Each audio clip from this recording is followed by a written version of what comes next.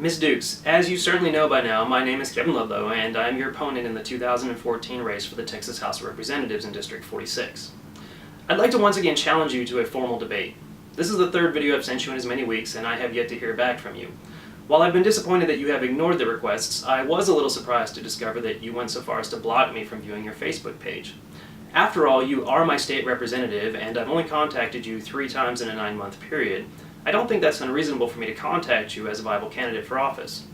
That said, your lack of response and actions do help to illustrate the problems with our entire political system. So I suppose the best I can do is keep asking, and perhaps the best you will do is to keep ignoring me. Following my idea of wanting to highlight our differences, though, this week I'd like to address taxes with you. In the only VoteSmart Political Courage survey you have completed, one question asked if you supported a state income tax. You replied yes.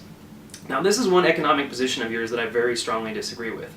The income tax is perhaps the most egregious of all taxes. It implies that the state outright owns your labor. Moreover, the more you work, the more you're penalized. It's truly an affront to a free society.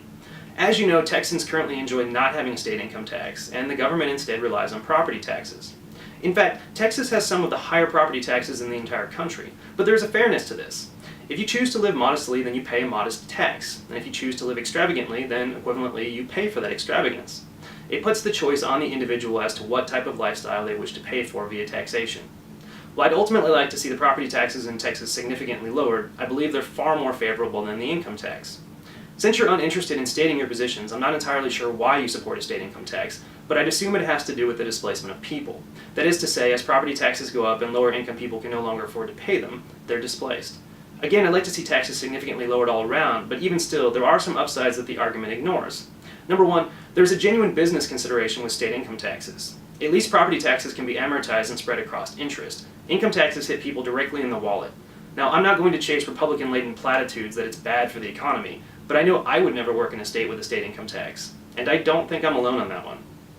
Number two, it ignores the fact that property owners in newly gentrified areas stand to make huge profits off of nothing but speculation.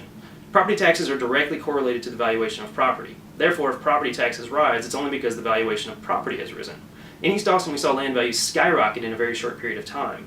Yes, many people moved from the area, but many of them moved after getting huge payouts for having done nothing. Number three, if you truly want to help people from rising property taxes, then fight against the tax. Suggest mechanisms that freeze tax rates or at least slow them.